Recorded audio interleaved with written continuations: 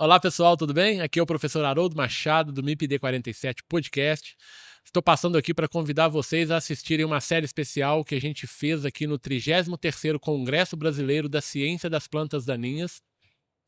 Nós fizemos uma série convidando aqui e recebendo vários pesquisadores da área de manejo integrado de plantas daninhas e com vários temas muito especiais. Nós discutimos aqui temas como ecofisiologia de plantas daninhas, ecologia de plantas daninhas, resistência de plantas daninhas a herbicidas, resistência de plantas daninhas em diferentes sistemas de produção, tecnologia de aplicação de herbicidas, ferramentas ômicas no manejo de plantas daninhas, enfim, são muitos os episódios, são muitos os temas importantes que a gente discutiu aqui. Então quero convidar vocês a ouvirem os episódios, a assistirem os episódios. Então os nossos episódios eles estão disponibilizados nas plataformas de áudio, que vocês já estão acostumados a assistir, a ouvir, e também podem assistir pelo YouTube. Nós estamos lá no canal do MIPD 47, tá? Então eu vou peço a vocês que assistam, que curtam, que compartilhem e que se inscrevam no canal do MIPD 47 e que façam esse podcast, que façam esses episódios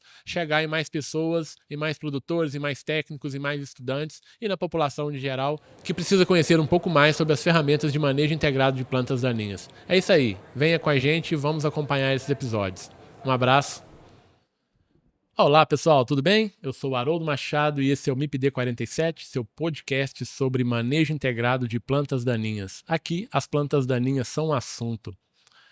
E nós estamos aqui direto do 33º Congresso Brasileiro da Ciência das Plantas Daninhas, em uma parceria com o Comitê de Ação de Resistência aos Herbicidas, o Agarac Brasil, trazendo aqui alguns episódios do podcast, né?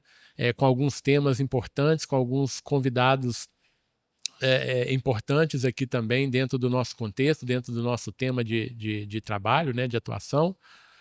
E lembrando que o MIPD 47 ele tem o apoio do Agarac Brasil, também tem o apoio do Método Sem Mato, do Grupo de Pesquisa em Plantas Daninhas e Pesticidas no Ambiente e da Pró-Reitoria de Extensão da Universidade Federal Rural do Rio de Janeiro. E lembrando, né, que agora nós estamos aqui com esses episódios sendo publicados de forma online nas plataformas de podcast, que já são as plataformas habituais onde o pessoal já nos ouve, né? Então podem continuar ouvindo nos principais agregadores, mas também nesses episódios nós temos a novidade do YouTube. Então quem quiser, além de nos ouvir, nos ver, pode seguir lá para o YouTube, né, no canal do MIPD 47, que vocês vão ver os nossos estúdios, né, e os nossos entrevistados aqui. Então, podem seguir lá no YouTube, curtem, compartilhem, né, sigam o canal, que é importante para a gente poder chegar a mais lugares também. E nesse episódio, pessoal, eu recebo aqui, né, nos nossos estúdios, a pesquisadora, a doutora Núbia Correia, pesquisadora da Embrapa, e a doutora Cláudia Oliveira, que é pesquisadora da Syngenta, e nós vamos conversar aqui hoje sobre uma planta daninha que tem tirado o sono, né, que é o capim-pé de galinha, Eleusine indica, uma das principais plantas daninhas aí na atualidade, e nada melhor do que duas pessoas que estão diretamente envolvidas aí com as pesquisas, os relatos de resistência, né, que é o nosso foco de atuação da nossa conversa aqui hoje. Bom, mas na verdade, antes de iniciar, eu queria que tanto a Núbia, né, e a Cláudia se apresentassem. A Cláudia é o terceiro episódio, a Núbia é o segundo episódio aqui do MIPD 47. Vão virar sócias, né? Bacana. Manda um boleto pra gente pagar. Tem que ser sócia para tudo, né? Vamos lá, para quem ainda não conhece vocês, né, para quem ainda não ouviu os outros podcasts que vocês tiveram presente, quem é a Cláudia, por favor? Então, eu sou a Cláudia Oliveira. Como você já disse, estou como pesquisadora da Syngenta, responsável pela área de manejo e monitoramento de resistência na empresa. Já estou na Syngenta há quase 7 anos. E também, atualmente, né, eu faço parte da diretoria do Agarac, sou secretária nessa diretoria. Então, é um prazer estar aqui, Haroldo. Agora, as pessoas já ouviram a voz, né? Quem já acompanhou, mas agora conhecendo pessoalmente, né? Conhecendo a face por trás da voz. Então, um prazer estar aqui e com vocês dois. Ok, obrigado, Cláudio. É um prazer receber você aqui, né? E agora a gente ao vivo aqui para todo mundo, né? Podendo nos ver, muito, muito legal. E já agradecer também ao Agarac. Né? É verdade. Agradecer ao Agarac por ter confiado no projeto, né? E que está sendo bem gostoso de fazer, bem divertido. E estamos conseguindo levar muito conteúdo aqui para todos, né, do agro, com esse nosso videocast. Obrigado, hein? Tamo junto aí. E agradeço a todos do Agarac, Cláudia. Núbia, por favor, quem ainda não te conhece, quem é a Núbia, né? Eu sou a Núbia Maria Correia, pesquisadora da Embrapa Cerrados, fico em Brasília, Distrito Federal, que é uma região que o pessoal não conhece, é uma região muito agriculamente, muito ativa, com muita diversidade de cultivos. Então, é um prazer participar do seu podcast novamente, Haroldo. Vou plagiar o comentário da Cláudia, né? Quem não conhece a pessoa agora vai conhecer a face por trás da voz, né? Essa daí foi muito interessante. Exato. Obrigado, Núbia, por estar presente aqui, né, nesse nosso projeto aqui, né, do videocast. Uma alegria muito grande. E nós vamos falar, né, de um tema super importante, super atual, que é capim pé de galinha, resistência a herbicidas, todas as dores de cabeça que essa planta daninha tem causado aí, né, para os produtores, para os pesquisadores. É uma dor de cabeça boa, né, porque infelizmente tem o problema, a gente tem que trabalhar em cima, né, trabalhar para conseguir respostas e soluções aí. Bom, mas vamos lá. A primeira pergunta da prova. A gente, professor, né, tem essa maneira, ele vai cair na prova. A primeira pergunta da prova: o que é esse danado desse capim pé de galinha? O que é isso? Que espécie é essa, né? O que é o pé de galinha? Então, Haroldo, pé de galinha é uma planta muito interessante, né? Primeiro porque ele é uma planta, não é nativa do Brasil, é uma planta originária da Ásia. Não tem o local exato definido, mas supostamente da Malásia. E foi introduzida no país. Esse capim, ele não é tão ruim assim, ele tem algumas aplicabilidades. No seu centro de origem, ele é utilizado como pastagem. Então, ele tem uma função também. Então, assim, aqui no Brasil, ele tem essa problemática de ser uma daninha, mas ele não é tão danoso assim, porque em algumas regiões ele ainda é utilizado até como forrageira também. Então, eu acho que o pé de galinha, ele se adaptou muito bem às nossas condições. Então, a condição de clima, a condição de solo. E outro fator que eu acho que é importante destacar é que ele é uma planta cosmopolita, ele está espalhado em diversos países pelo mundo, diversas culturas, né? Então, isso faz dele uma planta também muito estudada. E eu vou aproveitar o gancho, né? E já vou deixar aqui o meu relato, que eu acho que as pessoas têm que estudar mais o pé de galinha, também pelo aspecto de biologia de planta. Que eu falo isso porque eu fiz uma revisão agora e são pouquíssimos os trabalhos do Brasil de biologia de pé de galinha. Então, você encontra vários trabalhos relacionados à parte de químico, controle e tal, mas está faltando muita informação da parte de biologia também, principalmente por questão fluxo de emergência, por que uma região você tem determinado problema, na outra você já não tem aquele mesmo problema, uma série de coisas que a biologia poderia estar explicando, a gente está meio carente de informação. A gente tem que começar do básico, né? Básico, com certeza. Eu acho que hoje em dia a gente está pecando em pesquisas básicas. A gente tem que voltar lá ao que a gente fazia na década de 80 e 90 para conhecer a planta. E aí, quando entra... Por exemplo, eu vi um trabalho da Malásia que o pessoal estava trabalhando com resistente suscetível. Eu nunca vi um trabalho que eles fizeram lá de biologia, de germinação de sementes do resistente suscetível. Eu nunca vi um trabalho aqui no Brasil relacionado a isso, comparando coisa básica. E isso tem uma diferença muito grande, mas eu não vou dar spoiler não, porque isso vai ser da minha apresentação de quinta-feira. Ótimo, ótimo.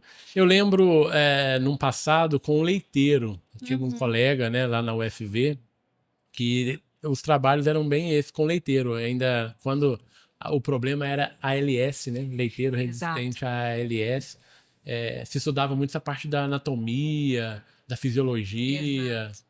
E talvez isso tenha ficado de lado pro pé de galinha, né? Eu acho que é importante. Não, ficou. Cláudia, e esse pé de galinha? Então, a Núbia já abordou muito bem, né, do que se trata a espécie e, enfim, é uma graminha, né, para quem não conhece aí, tá começando, né, os alunos do professor Haroldo.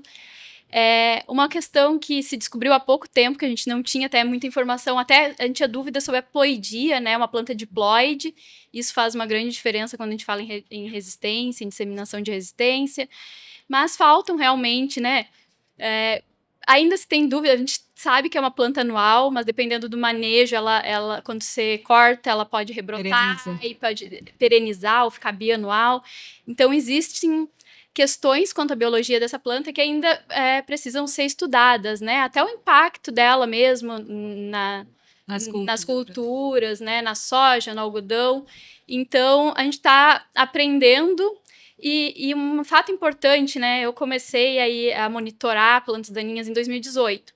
E já comecei a observar alguns casos de resistência.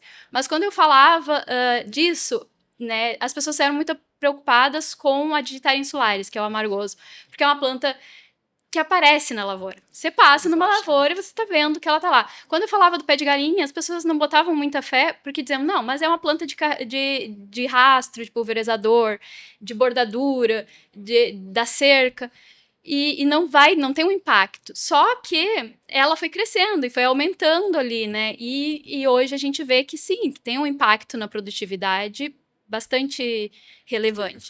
Então, essas questões. Ela é uma planta baixa, que fica ali... Isso que eu ia comentar, ela não aparece tanto acima do dossel da soja, né? Então ela tá lá embaixo. Ela não chama tanta atenção como uma amargoso, que a Cláudia chamou atenção aqui, e também como uma buva, por exemplo. Exato. Ela tá lá rasteirinha, só que ela começa, assim como a Cláudia falou, esse rastro do pulverizador, só que ela começa... Produz muita semente, a semente volta para o banco de sementes, aí quando a infestação está média, alta, que aí você não tem nem planta mais da cultura. Exato. Ela toma conta totalmente da planta, aí realmente você vê o capim-pé de galinha, porque aí você não vai ter cultura naquela mancha. E é uma planta também que tem um sistema radicular também muito denso, muito agressivo, né? É justamente porque ela é uma planta de solos mais... Não é que ela é de solos mais compactados, ela consegue se desenvolver bem em solos compactados. Exato. E aí vem, Núbia, você falou sobre essa questão dela estar presente em vários países, né? Sim.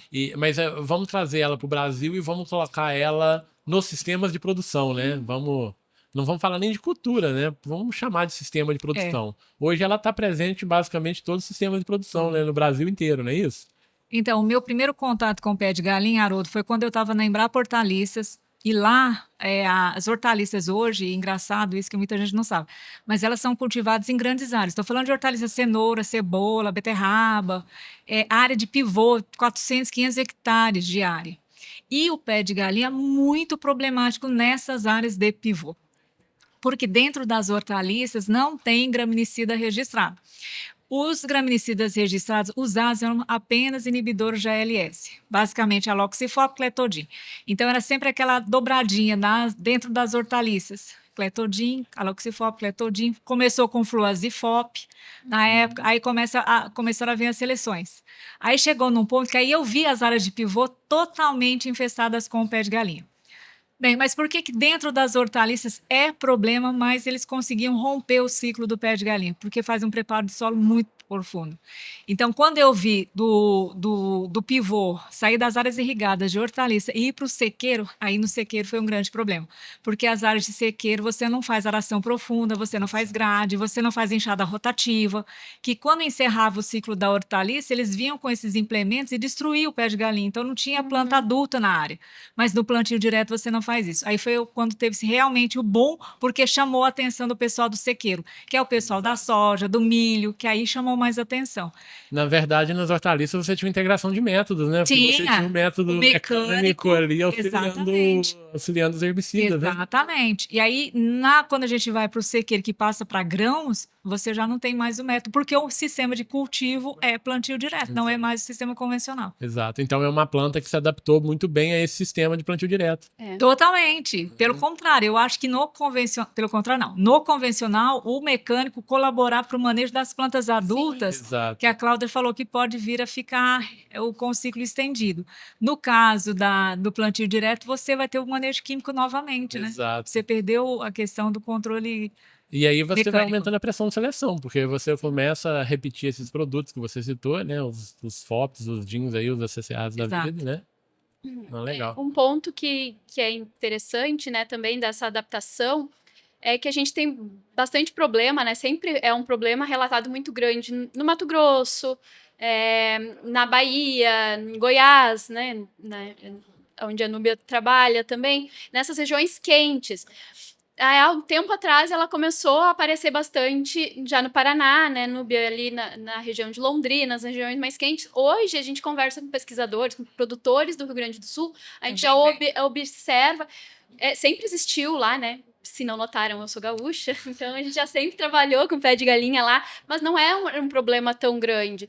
Então, mas hoje a gente já está começando a ter esses problemas lá também. Então, é uma planta que vai se adaptando, como todas as plantas boas, plantas da Então, eu acho que isso é uma coisa bacana que você falou, Cláudia, porque assim, o que a gente observa até com a buva, né? A buva tem subido, o pé de galinha tem descido e a complexidade tem só aumentado, né? Mas olha só, engraçado fazer essa comparação também com outra gramínea. O amargoso não desceu. O amargoso não desceu ainda, né? Não. Tomara que não. Não, acredito que não. Nesse tempo todo que ele está na região mais para cima, ele só ficou no Paraná, não conseguiu, não foi para o sul por questões de temperatura.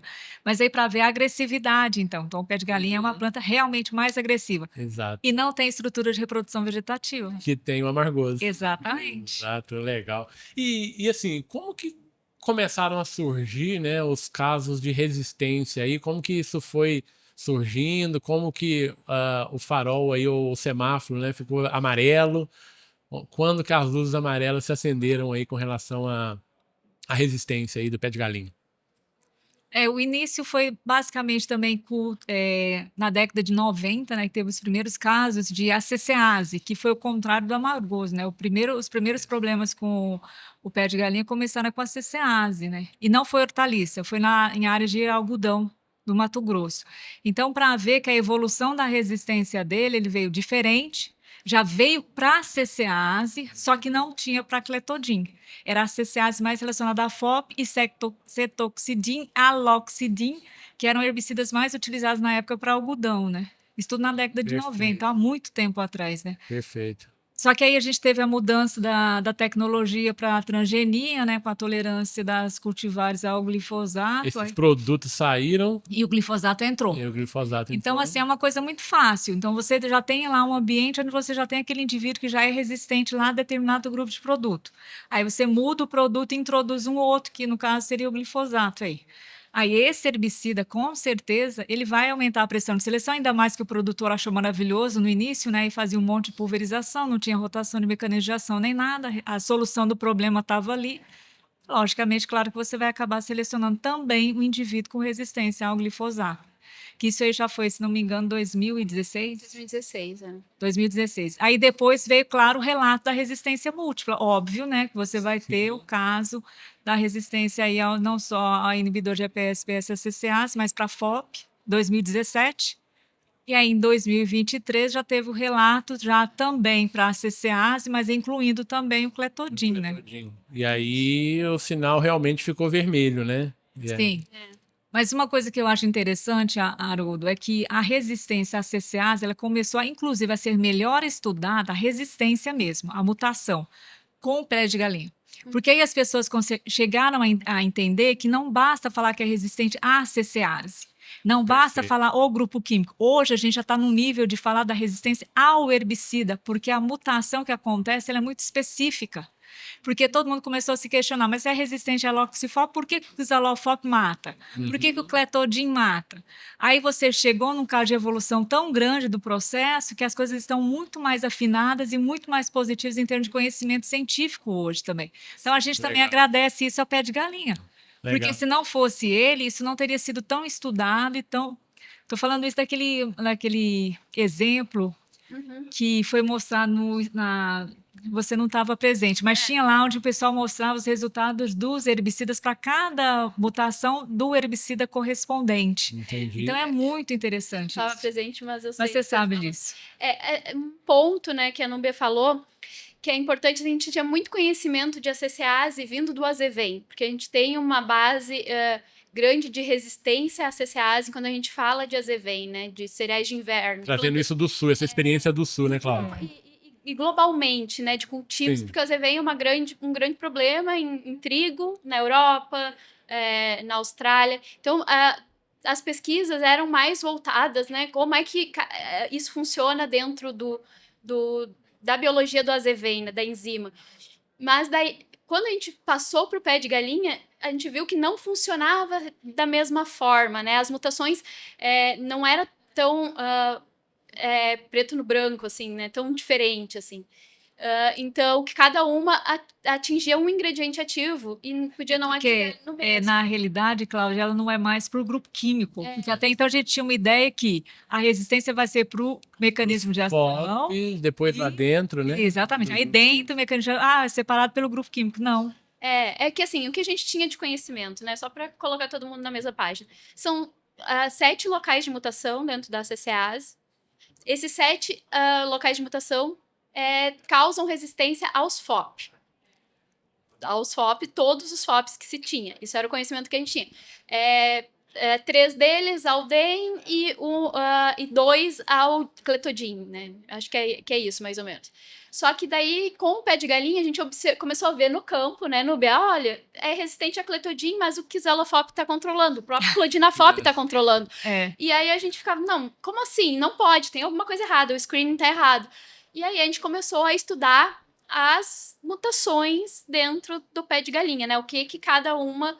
E é isso que que está caminhando aí, né? Pra gente entender um pouco melhor isso, e né? Pra saber que nem toda espécie vai ser, porque às vezes pequenas modificações dentro da enzima vão ter essa alteração, assim. Mas as ferramentas hoje também nos permitem detectar isso com mais facilidade, né? Em relação ao passado, com certeza. Exatamente. Né? Hoje a gente tem tecnologias muito mais avançadas para isso. Exatamente, isso aí. E quais são esses impactos aí? Vamos chamar de... Pro econômico primeiro, né? Alguém da indústria aqui, né?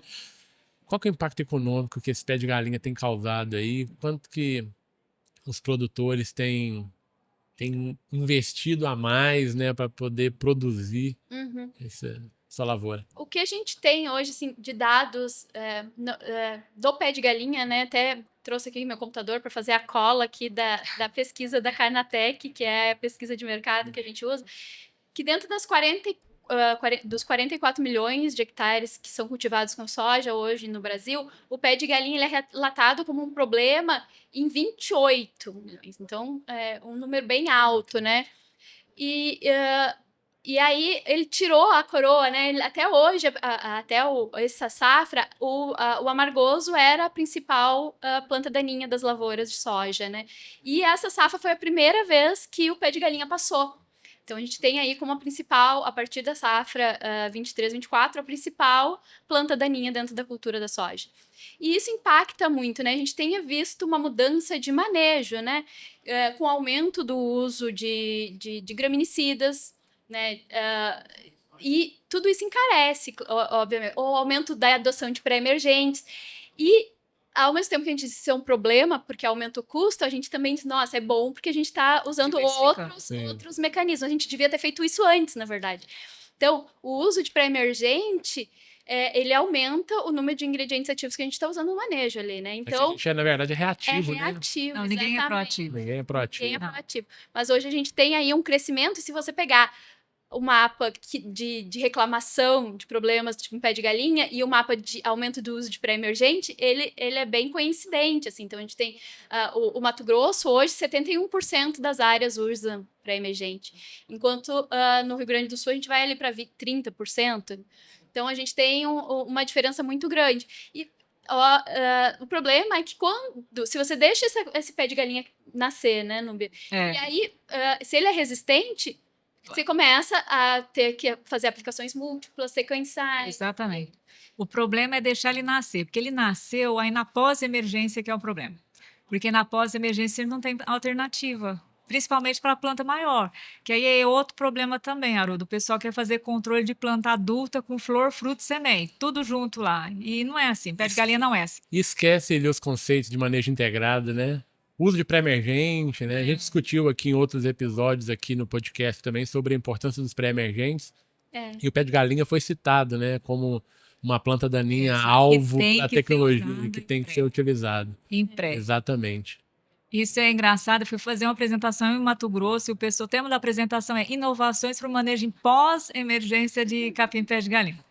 Aí, tudo bem, fiz minha apresentação, né, para mostrar para o pessoal que pode até existir alternativas, só que as alternativas que se tem, elas não são muito seguras ambientalmente. Estou me referindo ao uso de MSMA, que Perfeito. realmente é um produto fantástico, pé de galinha, eu tive resultados maravilhosos, mas eu não recomendo, porque ele não é recomendado para culturas agrícolas, ele é Perfeito. unicamente para cana e para uso em algodão muito restrito. E tem uma série de fatores negativos para o uso de um MSA no cultivo de soja ou de feijão, que eu vi muita gente relatando que estava usando. Mas aí, no final da minha apresentação, eu falei assim: olha, em pós-emergência, hoje não temos novidades. A questão é, não deixa a planta nascer. E a alternativa para não deixar a planta nascer é o uso de herbicida residual, com certeza, é pré-emergência. Que no caso o evento não estava contemplando isso. Não. Não, pelo contrário, depois da minha apresentação, teve outra apresentação falando do uso de herbicida residual, mas de forma geral. Sim. De forma geral. Na realidade, foi uma provocação que me fizeram para ver se realmente tinha alguma Entendi. informação de pós, que eu aproveitei a deixa para levar para falar de MSMA, que eu vi que o pessoal estava usando na clandestinidade. Entendi. Não, é isso. E o estágio de aplicação é muito importante para o pé de galinha, né? Só que quando a gente vai para o campo e a gente vai fala assim, tem que ser planta pequena e tal. O cara fala, mas na dessecação, eu tô plantando, não tá chovendo e não sei o quê. Então, é muito difícil, né? Esse convencimento, tem que ser planta pequena, tem... Era às vezes exatamente não é só isso. não é resistência, é estágio, né? Era exatamente, Exato. Cláudio, só se me permite te interromper, porque eu iria fazer exatamente essa pergunta, né? Prática de manejo, né? Como fazer esse manejo assertivo? Né, que você já vinha falando de time da aplicação, de não deixar germinar. A questão que eu vejo também é bem complicada, é como que se faz a aplicação e a planta está estressada, principalmente no cerrado, porque não chove, aí dá uma chuva de 20 milímetros, que é suficiente para iniciar a semeadura da soja, aí ele já vai semeando e a planta está totalmente seca, estressada, rebrotando, porque é uma característica do pé de galinha, rebrota depois da seca, e aplica o produto, e a maior parte das vezes a planta não está em condições de absorver nem translocar produto nenhum. Então, aí você não tem controle adequado de jeito nenhum, mesmo sendo suscetível ou resistente. E assim, a gente... Às vezes, apesar de estar aqui, né, na empresa ou no Agarac, muito junto com o pessoal de pesquisa, eu me coloco no lugar do agricultor que está lá e, às vezes, é a condição que ele tem mesmo, né? As condições climáticas, a gente não tem como controlar, a gente não sabe a questão de chuva, né? Às vezes falta maquinário e a questão de logística.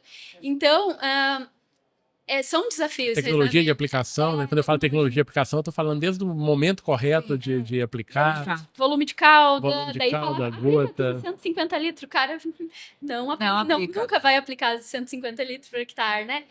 E a questão toda do desafio ambiental. Mas, às vezes, é isso que a gente fala, né? Que a gente está dentro do Agarac, eu trabalho com resistência, mas o manejo e a tecnologia de aplicação, tudo isso interfere diretamente e não... às vezes, as falhas de controle não são resistência, são dificuldades. Isso é importante, né? A gente falar, porque às vezes não é resistência, né? Não. É um manejo errado. Só que se você tiver resistência, daí vai ser pior. Sim. Porque muita gente, eu já ouvi falar assim, não, mas se aplicar 5 litros de glifosato, controla. Aí, hoje em dia, podia controlar 2, 3 anos atrás. Hoje em dia, não controla mais. Vai É o processo de seleção, né? É o processo de seleção que a gente está fazendo. Normal. Exatamente, o que a gente está fazendo. Haroldo, só uma coisa bem provocativa. Quando tem todos esses buchichos de planta, eu acho ótimo. Porque isso força também o produtor a usar outros produtos. Porque, assim, o glifosato ele é um produto fantástico. E eu fico de coração partido quando eu vejo gente fazendo mau uso da molécula. Porque a gente não vai ter outra. E os caras estão achando que vai ter outra molécula. Não vai ter outra molécula. Não vai ter engraçado outra. que teve um convidado aqui, ele relatando que numa palestra alguém da plateia perguntou a ele quando que teria um pré-emergente igual ao glifosato. Tá. Ou seja, eles estão esperando milagres, né? Não vai acontecer. O foi um fato único que aconteceu, por isso está comemorando 50 anos. Eu acho que é 50 anos de sucesso, mesmo com todos os problemas. Mas concordo. Ele ainda é um sucesso, porque vai fazer um plantio de soja hoje, mesmo com resistência, sem ele. Não faz. Vai fazer soja convencional hoje, é dificílimo, porque a gente tem outros problemas de resistência na área também. Que o pessoal esqueceu delas, né? Exatamente. Esqueceu dos ALS, né? Exato. Vai perguntar para o pessoal que trabalha com soja convencional qual é o principal problema dele. Exatamente. Vamos voltar lá no leiteiro, Exato, né? Lá do leiteiro. passado, né? São esses picão, são Picão, esses líderes, problemas. exatamente. Então, assim, ele tá lá e ele ainda tá. Para mim, sinceramente, a resistência para leiteiro, ela demorou para acontecer, porque tem muito leiteiro no campo, e já Sim. seria direto uma resistência múltipla. Sim. Porque o Só que, leiteiro na verdade, o que aconteceu com o leiteiro foi que o glifosato encobriu, né? Exato. Ficou fácil. Só que Aconteceu com caruru também. exatamente. A gente já tá com problema de novo. Exatamente. Foi bem isso. E só voltando, Núbia e Cláudia, ali para a questão das resistências, né? Os mecanismos ali, quais são esses mecanismos biológicos aí da resistência? O que vocês têm estudado, né? O que vocês têm descoberto aí com relação a esses mecanismos de resistência, em especial do último relato, né? Que foi feito, né? Que vocês estiveram juntos aí no relato. Como é que a gente pode abordar isso? A princípio, o que a gente tem conhecimento hoje dentro do pé de galinha, a resistência à CCase, ela é basicamente local de ação, né? Sítio de ação da enzima. Então, é uma mutação, são mutações na enzima CCase. Então, até o momento, a gente identificou algumas mutações, as mais frequentes são na posição 2078, né? E no local na 2096. 2 locais diferentes dentro da enzima, mas a gente tem outros. Por exemplo, a gente só tem populações que são resistentes somente à Loxifop, que vão ter, ou a FOP, né? Alguns FOPs, que no pé de galinha a gente tem que falar assim, né?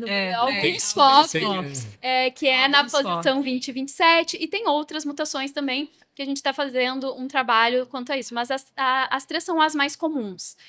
E a gente não identificou, até o momento, nada metabólico dentro do pé de galinha, né, para a CCase. Já para glifosato é uma confusão um pouco maior. Mais complexo. A gente tem várias populações que têm a mutação, né, na região 106 da PSPS. Então, existe muito. Apesar dessa mutação, ela não conferiu uma resistência alta, né, como a gente já sabe em outras espécies. Então, pode ser que em algumas populações ela esteja combinada com alguma coisa de metabolização. E existem populações que a gente não encontrou mutações nesse local, né, da PSPS, então, que é o sítio ativo.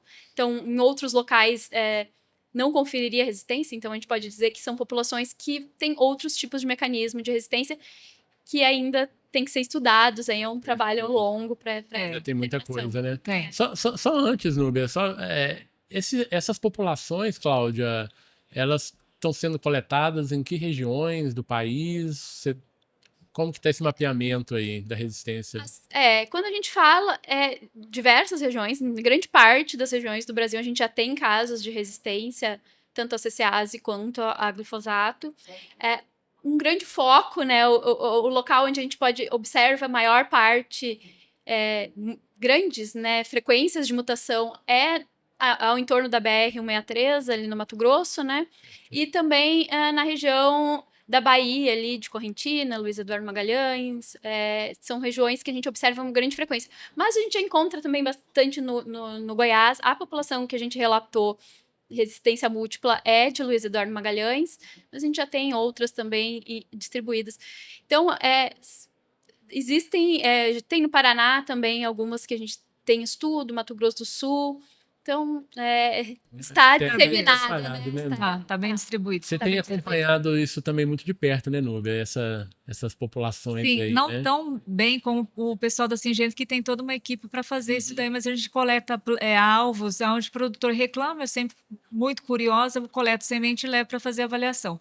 E uma coisa que eu acho mais estranho ainda, o pé de galinha, que ele é muito complicado, por exemplo, a gente faz o screening para ver a questão se a planta responde ou não responde ao herbicida. Ela foi tolerante, não respondeu ao produto, então ela produziu semente. Então, lá apliquei o glifosato na planta, ela não morreu, produziu sua semente, ela coleta aquela semente. Aí eu vou pegar a geração que seria uma cerveja. Aí vou multiplicar e vou aplicar de novo glifosato para repetir o teste. Aí ela morre. Tem alguns casos assim. Então, assim. Entender isso, né? Exatamente, porque você veio da mesma planta, que realmente você aplicou, ela sobreviveu, você coleta a semente, leva para fazer a segunda parte do teste, que aí é aquele lote que eu falo assim, esse aqui eu tenho certeza que realmente foi aplicado e ela sobreviveu. Segregação, Uber? Pode ser.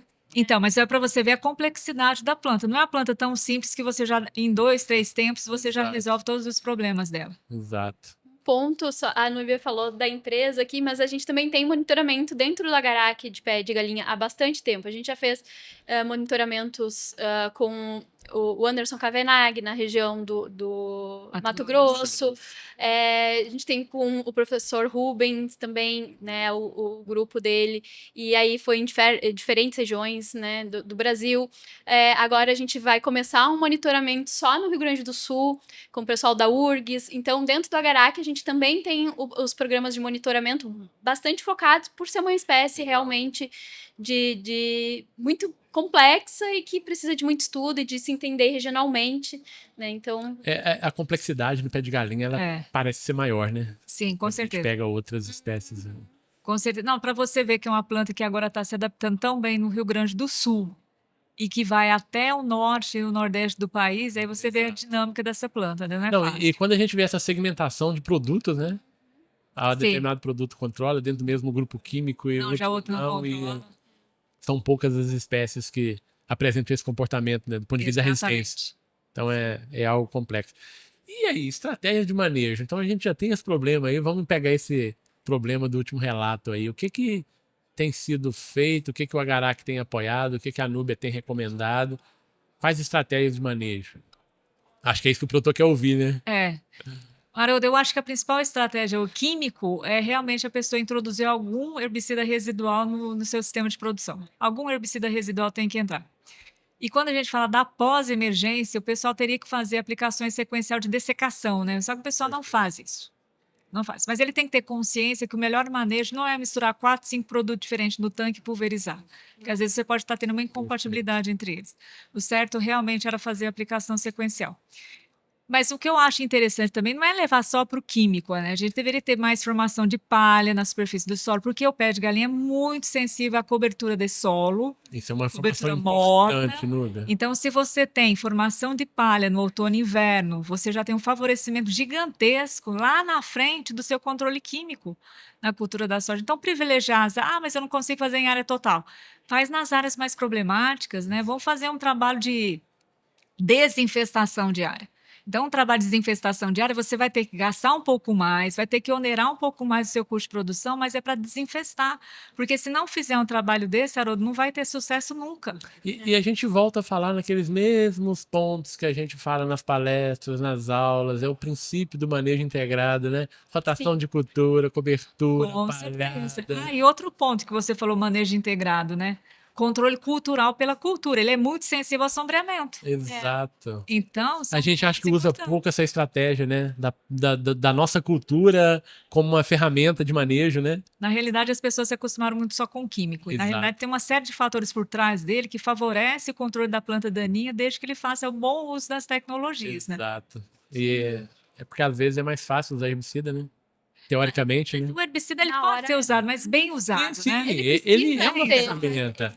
É o que a gente sempre fala. Ele é super importante, mas é uma ferramenta, né? Isso daí. Exato. O bom uso da ferramenta do químico também, como alternativa, né? Não como fator principal. Exatamente. E conhecer, né, a sua área, né? O produtor, ou o consultor, ou o agrônomo que assiste, enfim, tem que conhecer a sua área, porque nem sempre, eu e a Núbia aqui somos vizinhas, o meu problema de pé de galinha, às vezes a resistência, ela é diferente. Então, tem produtores que têm talhões com perfil de sensibilidade. Tem uns que o glifosato vai funcionar, tem outros que o cletodin vai funcionar.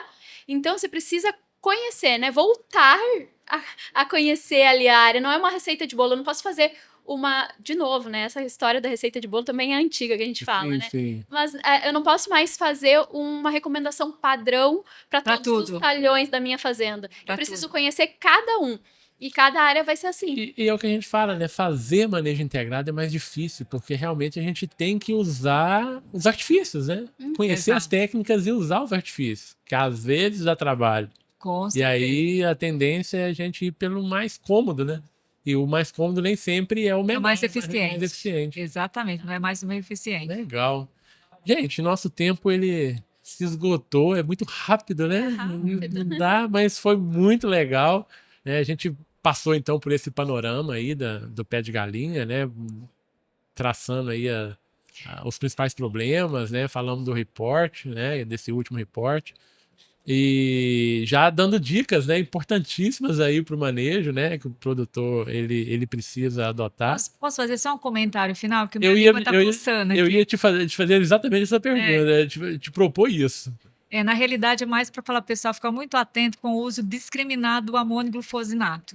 Porque a tendência a próximos casos de resistência para pé de galinha, se o pessoal não parar de usar com tanta indiscriminação esse herbicida, vai ser a resistência também ao glufosinato de amônio. Então, isso vai ser uma perda fantástica que a gente vai ter, porque a gente vai perder quase que Exato. todos os herbicidas de pós-emergência. Então, assim, Até porque já tem casos relatados no mundo, né? A gente tem casos da Exatamente. Malásia relatados. Nós vamos conversar aqui num próximo episódio É. especificamente sobre glufosinato. Então, se alguém tiver interesse de realmente seguir alguma orientação, procura usar com parcimônia esse herbicida da melhor forma possível e não trabalhar com doses tão elevadas ou aplicações tão maciças, como eu estou vendo no campo, porque já tem relato de resistência em outros países. Então, nada custa também ter a seleção da resistência aqui no país. Legal, Nuno. E também é um herbicida muito fantástico, interessantíssimo, mas que a gente pode estar agregando melhores resultados para ele em mistura ou uma aplicação mais consciente no momento certo dele. Perfeito. Cláudia, suas considerações? Não, provavelmente as pessoas estão se perguntando, né, o que vem de novo, o que a gente tem de novidade, o que a gente vai... A indústria, ela vem, né, trabalhando, com certeza várias novidades vão aparecer aí nos próximos anos, mas a gente tem sempre que estar consciente que nada é mágica, né, nada é... para sempre. Assim, Existe a bala de prata, né? Exatamente. E que a gente está aqui hoje porque a gente evoluiu. E as plantas daninhas também evoluíram. Então, a tendência é sempre se buscar a vida, né? Então, elas vão evoluir a resistência ao método que está controlando, né? Então, se a gente hoje, que está nessa situação, não aprender a utilizar e a manejar, né? Utilizando pré-emergente, diversificando os cultivos, fazendo cobertura de solo, não deixando pousio, trabalhando na tecnologia de aplicação. Então, talvez esse período aí de dificuldade que a gente está pegando com o pé de galinha, tomara que sirva para que a gente aprenda, né, que é isso, para que quando vier as próximas tecnologias, né, que a indústria está investindo muito dinheiro e o produtor também vai ter vai investir para ter essa tecnologia dentro da fazenda dele, que a gente tenha consciência que se a gente não cuidar, ela também vai surgir. Vai ser perdida. Vai ser perdida. E a gente vai perder mais uma ferramenta. Exato. Então, dentro do sistema produtivo, né, todo mundo tem que estar junto pensando nisso. E integrar soluções e não... tomar aquela solução inovadora como a única, né, que vai surgir. Legal, legal, meninas. Nosso episódio está chegando ao final. Quero novamente agradecer. Núbia, muito obrigado. Obrigada, pelo aceite, né, o convite por estar aqui. Cláudia, muito obrigado também, né? Muito obrigada, Núbia, nossa parceria de sempre. Eu que agradeço. Você, agradecer o Agarac, né, pela parceria no projeto aqui do podcast, muito importante. Espero vocês em outras oportunidades, né? Daqui a pouco a gente tá lá ligando, ó. Vou lá no Rio tomar um café. Não quer que eu grave em casa, não, de novo. Eu vou lá tomar um café. É melhor assim, né? A gente grava online, mas quando a gente tá de frente assim é mais gostoso, né? Eu acho que a interação é melhor. É melhor. Não, e eu adorei a questão da parceria aqui. Exato. Eu só não gostei do microfone, pra ver se eu ficava sem quatro áudios. Legal, gente. Muito obrigado a vocês. Um abraço, tá? Obrigada, Aron. E a vocês, meus ouvintes, um abraço e até o próximo episódio do MIPD 47 Podcast.